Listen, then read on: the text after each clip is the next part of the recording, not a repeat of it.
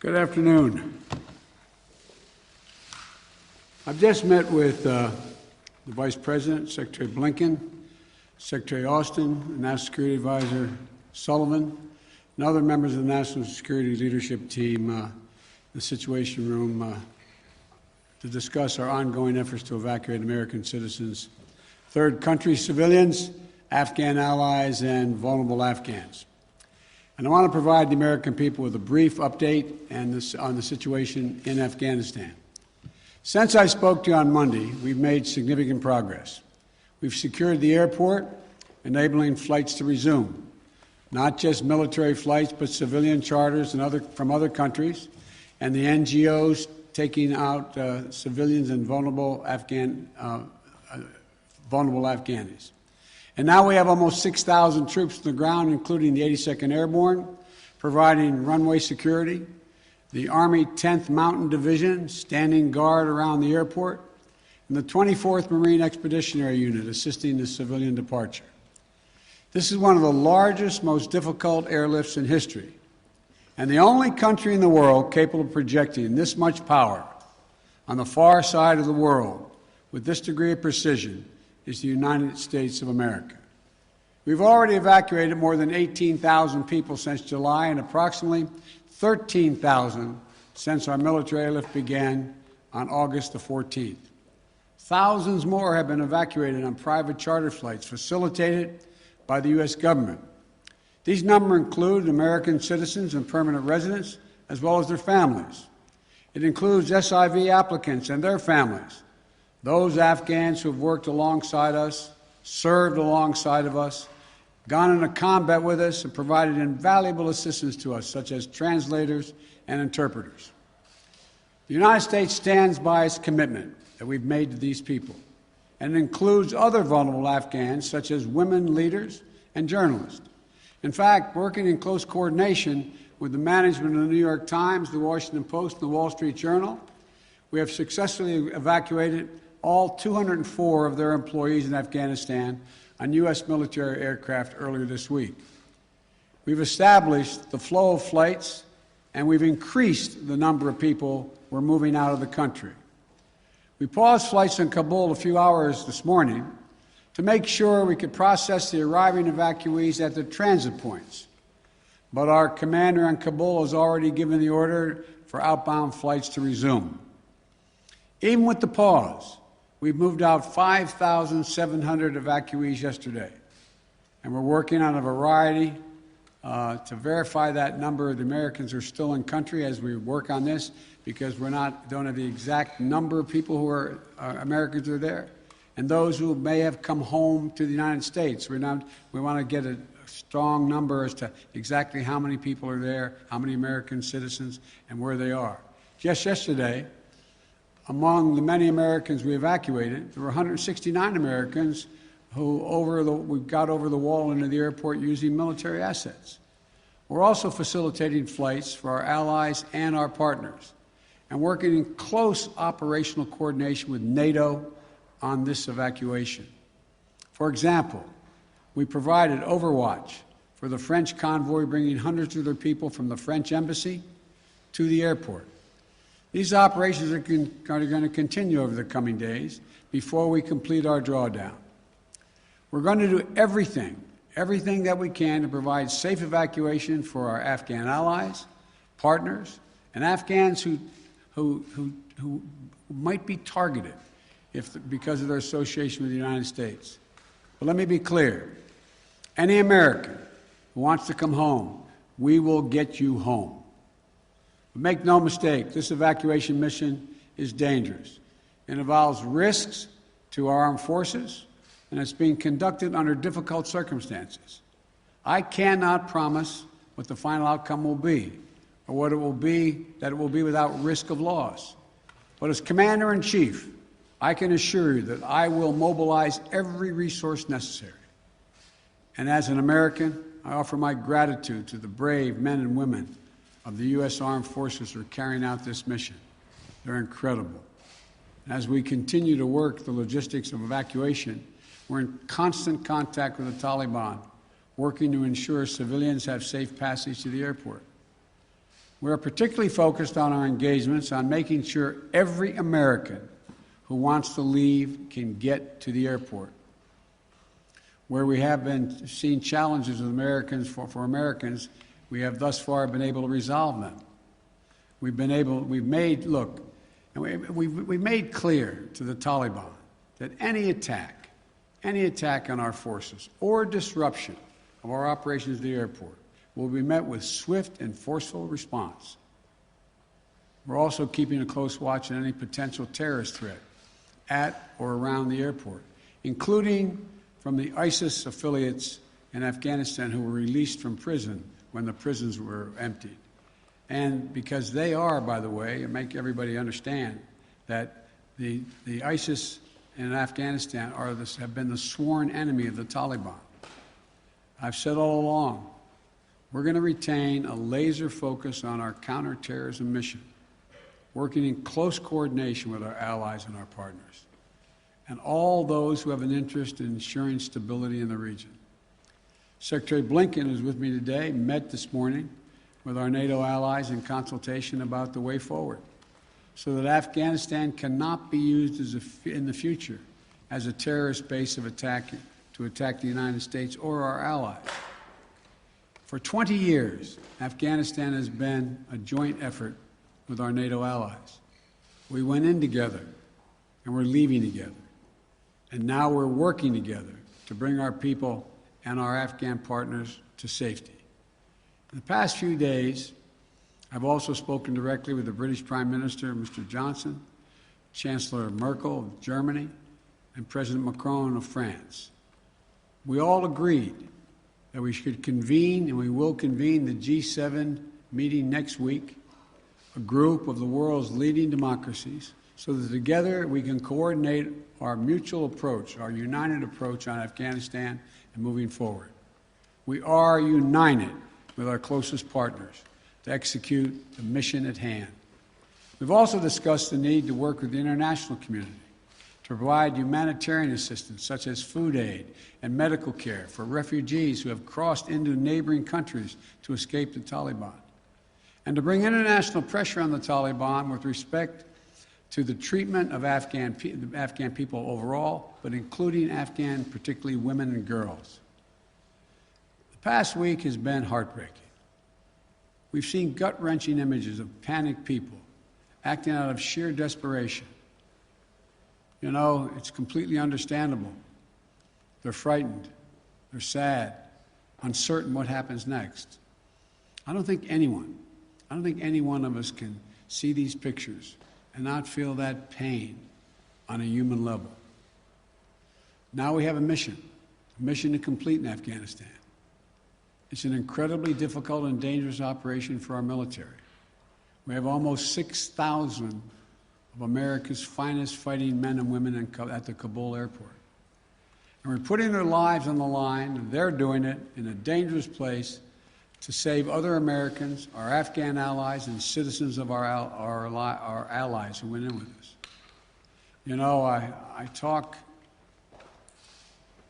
to our commanders on the ground there every single day, as I just did an hour or so ago. And I made it clear to them that we'll get them whatever they need to do the job. They're performing to the highest standard under extraordinarily difficult and dynamic circumstances.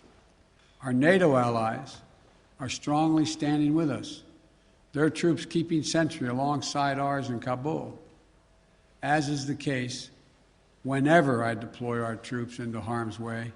I take that responsibility seriously. I carry that burden every day, just as I did when I was vice president and my son was deployed to Iraq for a year. There'll be plenty of time to criticize and second guess when this operation is over.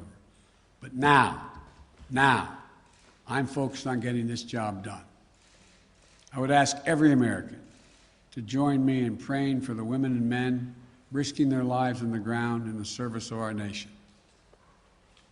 As events evolve over the coming days, my team and I will continue to share the information and update the American people on exactly where things are. We'll use every resource necessary to carry out the mission at hand and bring to safety American citizens and our Afghan allies. This is our focus now. And when this is finished, we will complete our military withdrawal and finally bring to an end 20 years of American military action in Afghanistan. Thank you. May God bless you, our troops, our diplomats, and all those serving in harm's way. And now I'll take questions. AP, Zeke Miller. Thank you, Mr. President. You vowed that your election would usher in an era where the world can count on America to live up to its promises. You promised to leave Afghanistan, but you also promised not to help to bring out those who helped America in its war effort. We've seen these heart-wrenching images at the Kabul airport of people trying to get there, say nothing of the people who can't get to that airport. You made the commitment to get American troops out, to get American citizens out. Will you make the same commitment to those who assisted in the American war effort over the last 20 years, number one? And then number two, what is your message to America's partners around the world who have criticized not the withdrawal, but the conduct of that withdrawal and made them question America's credibility on the world stage? I have seen no question of our credibility from our allies around the world. I've spoken with our NATO allies. We've spoken with NATO allies, the Secretary of State. Our national security advisor has been in contact with his counterparts throughout the world and our allies, as has the general, I keep calling him a general, but my Secretary of Defense. The fact of the matter is, I have not seen that. Matter of fact, the exact opposite I've gotten.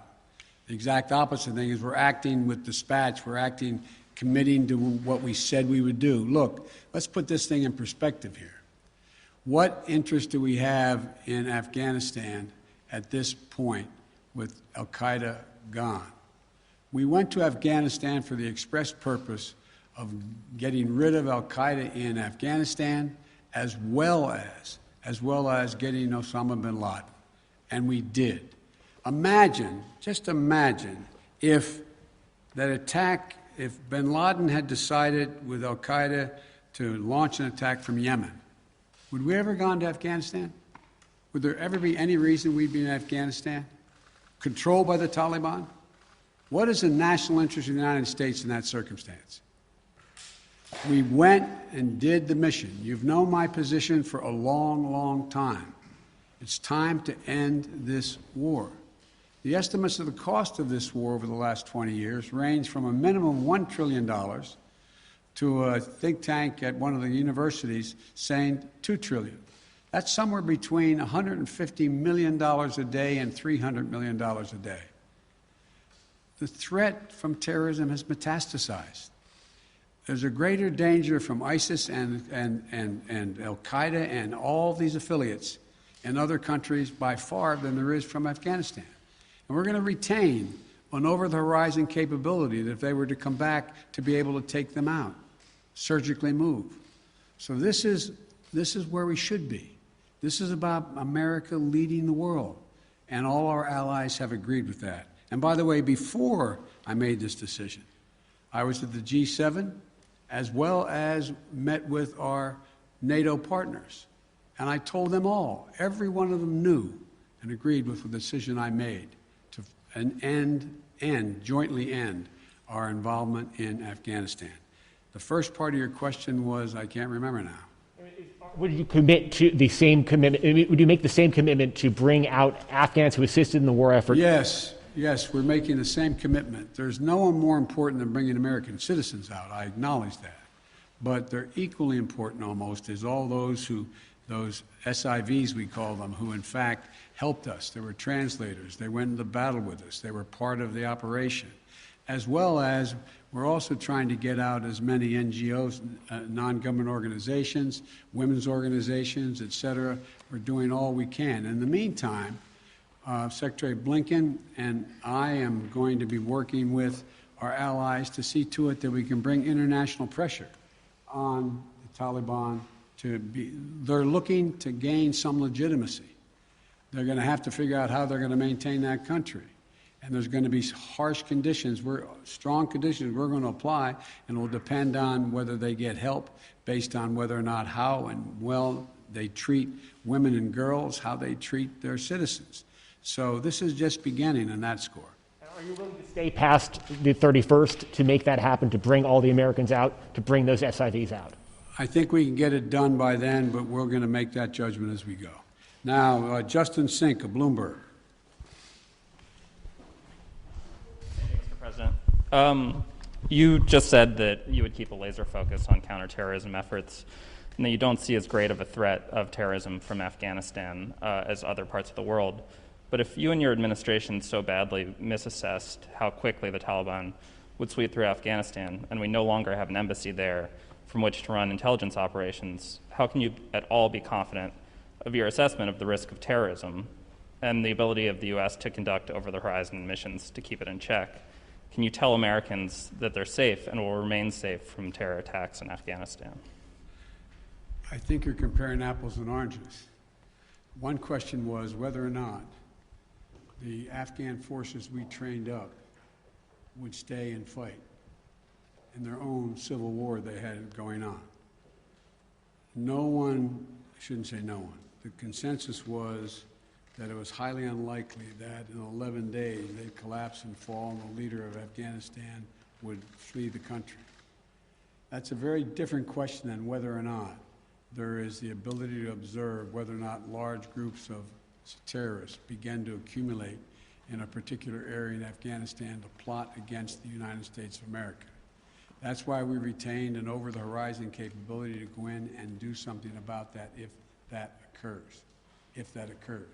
But in the meantime, we know what's happened around the world. We know what's happening in terms of what's going on in other countries where there is a significant rise of terrorist organizations in the Middle East, in East Africa, and other places. And so the bottom line is we're dealing with those terrorist threats from other parts of the world and failed states without permanent military presence there. We have to do the same in Afghanistan. Sir, just on that initial assessment, we learned over the last 24 hours that there was a dissent cable from the State Department. Sure. Saying that the Taliban would come faster through Afghanistan. Can you say why, after that cable was issued, the U.S. didn't do more to get Americans out? All kinds of cables, all kinds of advice. If you notice, it ranged from this group saying that they didn't say it'd fall when it would fall, when it did fall, but saying that it would fall, to others saying it wouldn't happen for a long time and they'd be able to sustain themselves through the end of the year. I made the decision.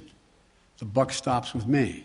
I took the consensus opinion. The consensus opinion was that, in fact, it would not occur, if it occurred, until later in the year. So it was my decision.